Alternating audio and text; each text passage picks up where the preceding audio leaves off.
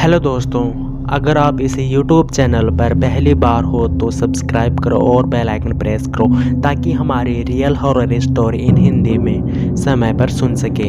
तो चलो दोस्तों, हम अपनी पहली कहानी की ओर बढ़ते हैं। आरव गाड़ी से नीचे उतरा और उसने घड़ी पर नज़र डाली। उस वक्त रात के ठीक 9 बजे थे। फिर उसने गाड़ी का बोनेट खोला और गाड़ी ठीक करने की कोशिश की, पर लगभग 20 से 25 बार ट्राई करने पर गाड़ी स्टार्ट न हो सकी। गाड़ी में कुछ मेजर प्रॉब्लम था, इसलिए वह स्टार्ट नहीं हो रही थी। आरव ने मोबाइल चेक किया पर उसमें नेटवर्क नहीं था। फिर उसने गाड़ी की पिछली सीट पर सोई हुई अपनी पत्नी मिताली को आवाज़ दी। मिताली, अरे ओ मिताली, उठो जल्दी से, हमें आज की रात किसी गेस्ट हाउस या होटल में बितानी होगी क्योंकि गाड़ी ख़राब हो गई है और अब मैकेनिक के बिना ठीक नहीं होगी। हमेशा की तरह मिताली नींद में ही बड़बड़ाती हुई उठी। आरव, तुमसे एक काम ढंग से नहीं होता। कब से बोल रही हूँ, ये तुम्हारी खटारा बेचकर कम से कम एक सेकंड हैंड कार ले लो। जवाब में आरव बोला, खरीद लेंगे माता रानी, अब अपना हैंड बैग उठाओ और चलो, कहीं का रात गुजारने का जुगाड़ करते हैं। फिर दोनों जंगल की कच्ची सड़क छोड़ के मेन हाईवे पर आ गए। उसी वक्त उन्हें जंगल में दूर कहीं से भेड़ियों की रोने की आवाज़ें आने लगी।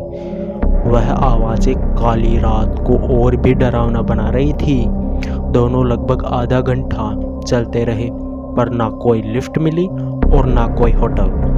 मिताली बोली, आरव, तुम्हारे बेवकूफ़ दोस्त मिंटू ने ये कौन सी वीराने में फार्म हाउस खरीदा है।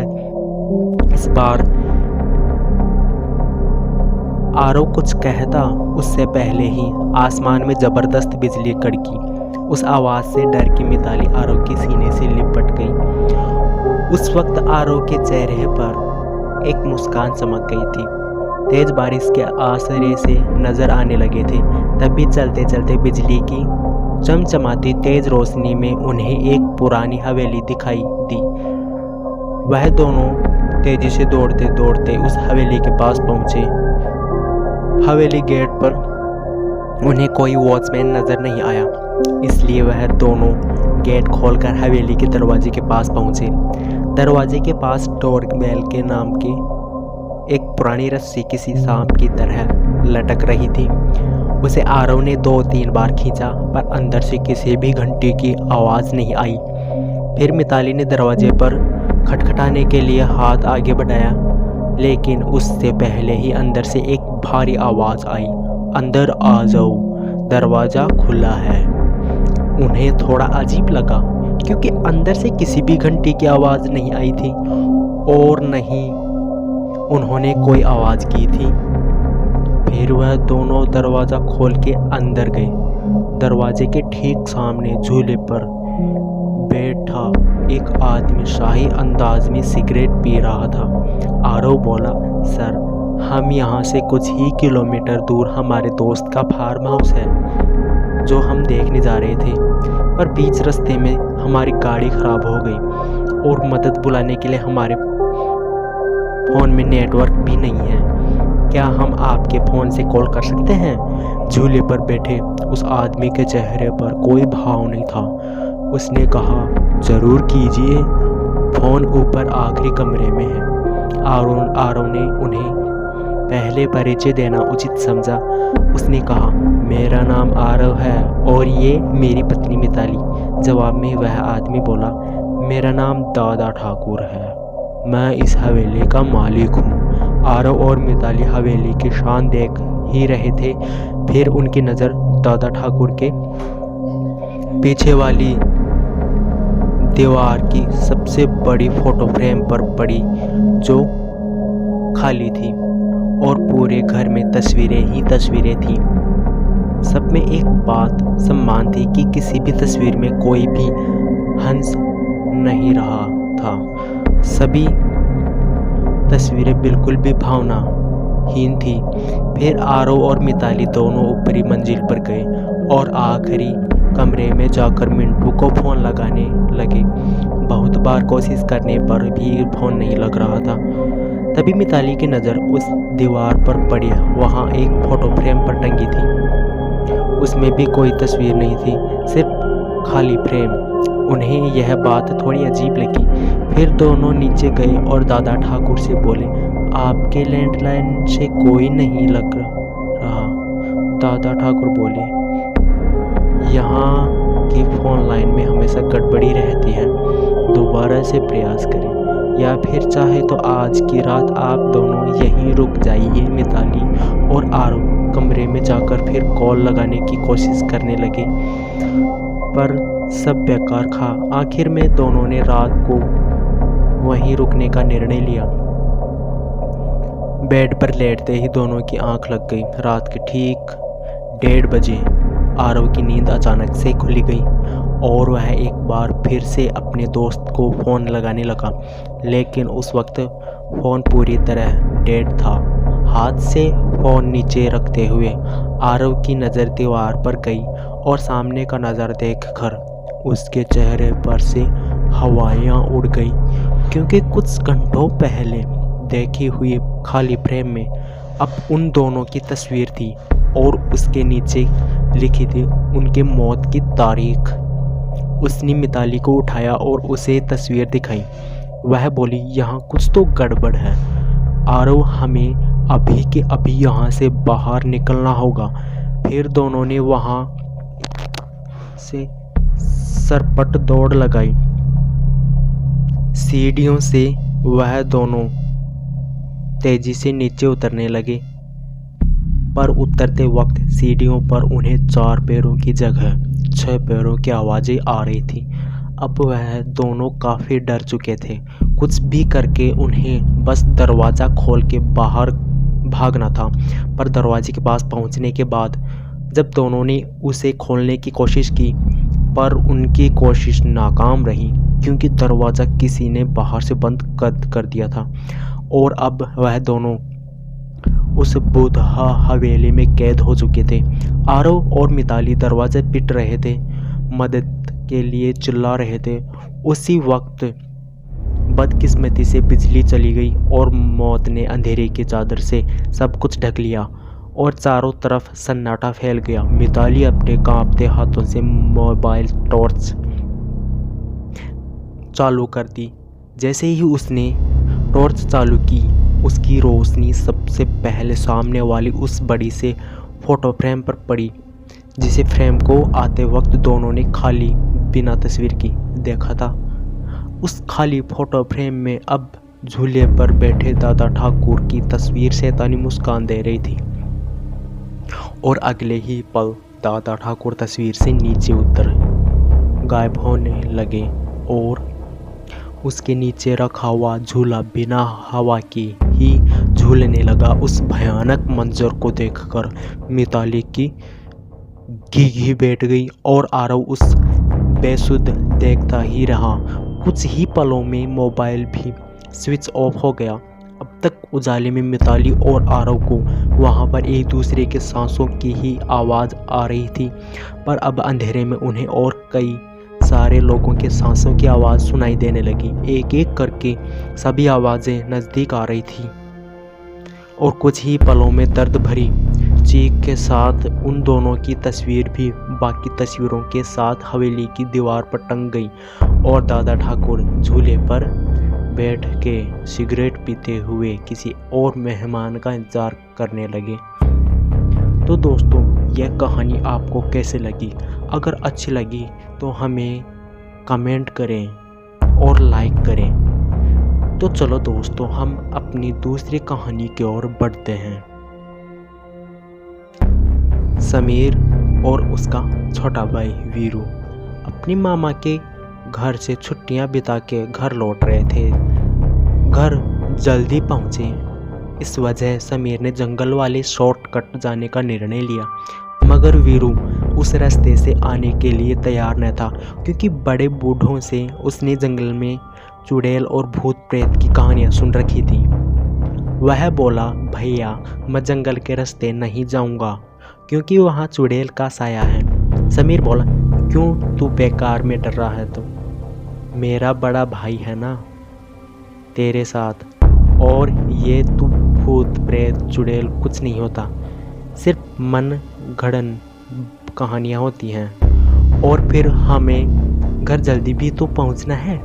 किसी तरह समझा बुझा के समीर ने उसे मना लिया और कार पक्की सड़क छोड़ के जंगल के रास्ते मोड़ ली। तकरीबन 10 मिनट गाड़ी चलाने के बाद उन्हें एक झोपड़ी दिखाई दी, जिसके आंगन में एक बुढ़िया झाड़ू लगा रही थी। समीर बोला, देख छोटे, जंगल में कोई रहता भी है। वीरू बोला, भाई पक्का इंसान ही है ना, या फिर कोई चुड़ैल? समीर बोला, फट्टू साले, तू कहीं ले जाने के लायक नहीं है, तू सो जा। इतना बोल के समीर उस पर हंसने लगा। आगे चलकर थोड़ी देर बाद उन्हें फिर से वही झोपड़ी दिखाई दी और वही बुढ़िया आंगन में बैठी थी। वीरू बोला, समीर भाई देखो, वही बुढ़िया और झोपड़ी यहाँ फिर से आ गई। लगता है आज हम मरने वाले हैं। समीर बोला, फिर से हो गया तेरा चालू? कोई और झोपड़ी भी तो हो सकती है। बुढ़िया को हमने नज़दीकी से थोड़ी ना देखा था। ये बोलकर उसने वीरू का मुंह बंद कर दिया। पर थोड़ी देर बाद जब वही झोपड़ी फिर से दिखी और इस बार समीर की भी फटके हाथ में आ चुकी थी, डर से उसका चेहरा पीला पड़ने लगा और वीरू के चेहरे पर तो हवाइयाँ उड़ चुकी थी।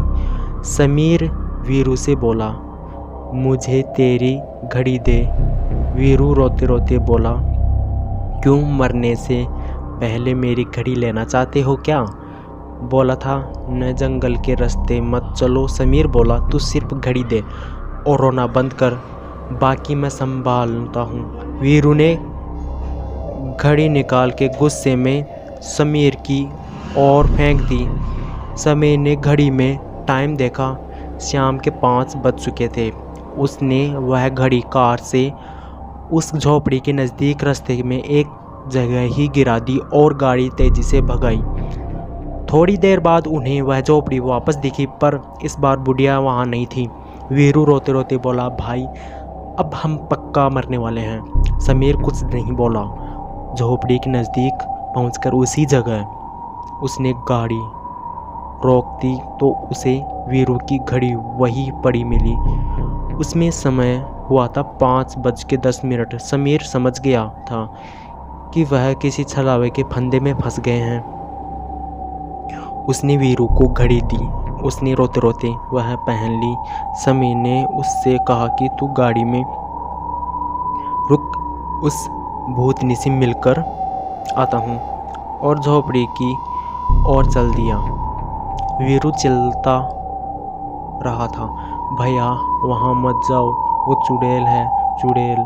फिर अचानक वीरू के गाल पर एक चमाट पड़ा और आवाज़ आई, घर आ गया छोटे, उठ जा। और वीरू आंख मलते हुए उठा तो गाड़ी घर के आंगन में खड़ी थी और समीर कार से सामान निकाल रहा था। और जब वीरू ने घड़ी में समय देखा तो 5:10 हो रहे थे। समीर ने आके उससे पूछा, तू नींद में क्या बड़बड़ा रहा था बे? आज हम मरने वाले हैं। समीर की बात सुन के वीरू खुद पे हंसने लगा। तो चलो दोस्तों, हम अपनी तीसरी कहानी की ओर बढ़ते हैं। मिताली ने किरण को आवाज़ लगाई, किरण, शाम हो गई है बेटे, तुम हारे, पापा आने का समय हो गया।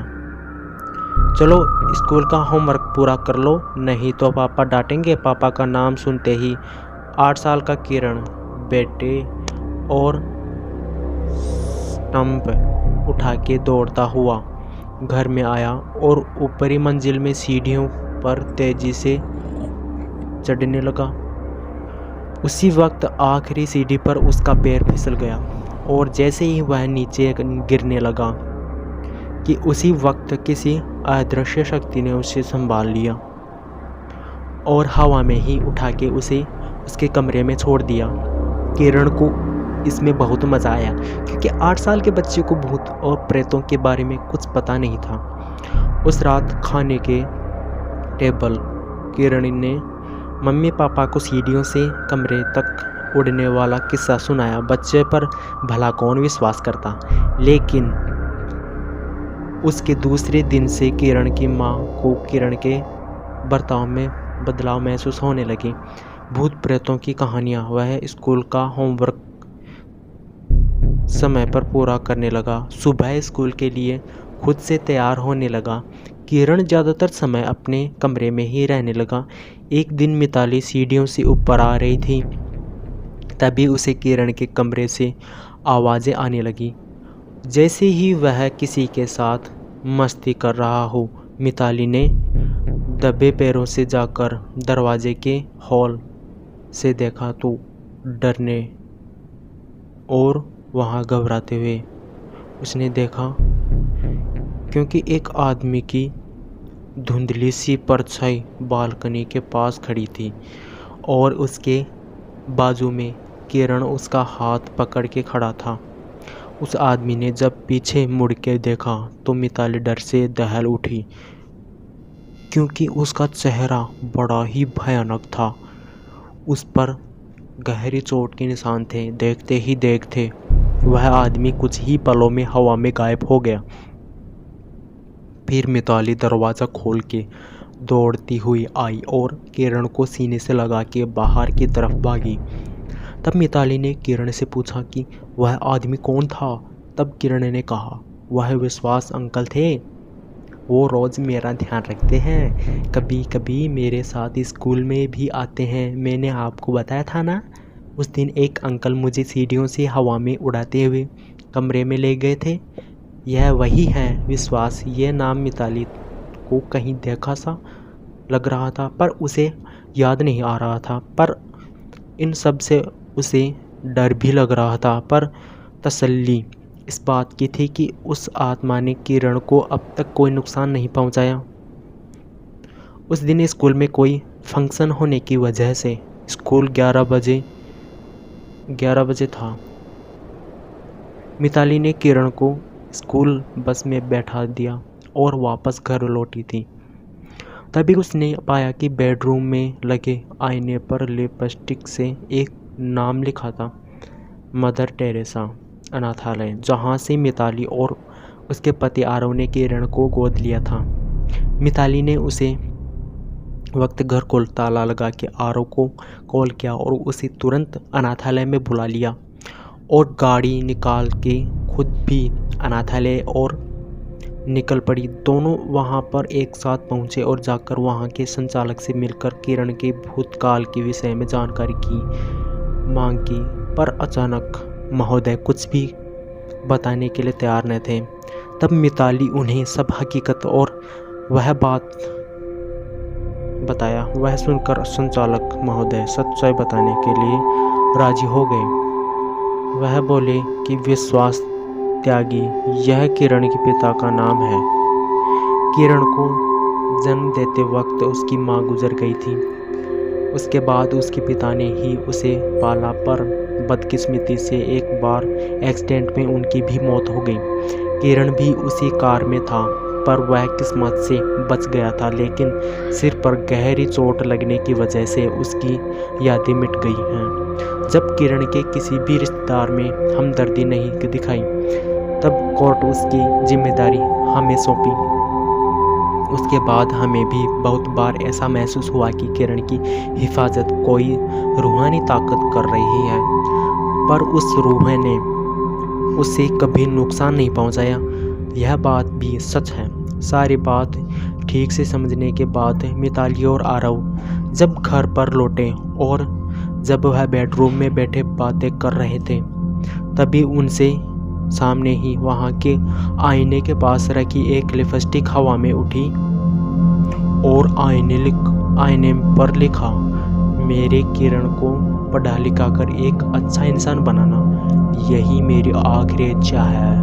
उसने बाद किरण के पास एक धुंधली सी आकृति दिखाई दी और एक आवाज़ सुनाई दी, मैं हमेशा किरण के आसपास रहूँगा। इस आवाज़ के साथ वह आकृति अदृश्य हो गई। तो चलो दोस्तों, हम अपनी चौथी कहानी की ओर बढ़ते हैं। यह कहानी एक सत्य घटना पर आधारित है जो मेरी मम्मी ने मुझे बताई थी। बचपन में मेरी माँ जॉइंट फैमिली के साथ अहमदनगर ज़िले में वडनेर नाम के एक छोटे से गांव में रहती थी। उनका परिवार काफ़ी बड़ा था, इसलिए बड़े बूढ़े और जानकार लोगों की कमी नहीं थी। उस वक्त गांव में पानी के नल नहीं थे, इसलिए सभी औरतें कपड़े धोने के लिए कुएं पर जाती थी। सुबह ज़्यादा काम होने की वजह से मेरी दादी कपड़े धोने के लिए शाम 6 बजे कुएं पर अकेली ही गई थी। आने में उन्हें काफ़ी देर हो गई थी, लगभग 7:30 बजे का समय हो रहा था। जब वह लौटी तब पूरा परिवार आश्चर्यचकित हो गया, क्योंकि दादी गई थी ठीक ठाक, पर जब लौटी तब वह 9 महीने की गर्भवती थी और आते ही खाने के लिए काजू बादाम पिस्ता दूध घी मांगने लगी। मेरी परदादी एक धीरज वाली स्त्री थी। उन्होंने मेरी माँ को हनुमान मंदिर वाले पंडित जी को बुलाने भेजा था, और जब तक पंडित जी आते तब तक घर वालों ने दादी माँ को खाने की वह सब चीज़ें दी जो उसने मांगी थी। बाद में जब पंडित जी आए तब उनमें और मेरी परदादी में कुछ बातचीत हुई। पंडित जी जाने के बाद परदादी ने घर में जितना काजू बादाम और पिस्ता था वो सब एक सूत की थैली में भर लिए, साथ में एक मटका भर कर दूध। यह सब चीज़ें लेकर ठीक रात के 12 बजे कुएं के पास वाले पेड़ के नीचे रखकर घर आ गए, और जब वह घर पहुंची तब तक दादी माँ का पेट खाली हो चुका था। बाद में सुबह मेरी माँ ने बड़ों की बातों सुनी थी कि कुछ महीनों पहले पास के गांव की एक गर्भवती महिला ने किसी पारिवारिक तनाव में आकर कुएं में कूदकर आत्महत्या कर ली थी। उसकी गर्भवती महिला की रूह वहां भटक रही थी, और शायद उसकी कुछ इच्छा खाने की इच्छा अधूरी रह गई होगी, जो उसने दादी के ज़रिए पूरी कर ली। तो दोस्तों, ये 4 कहानियाँ आपको कैसी लगी? अगर अच्छी लगी तो कमेंट करें, और दोस्तों हम अपनी नेक्स्ट वीडियो की जो हम अपडेट करेंगे तभी हम और डरावनी कहानियाँ लाएंगे। मिलते हैं नेक्स्ट वीडियो में।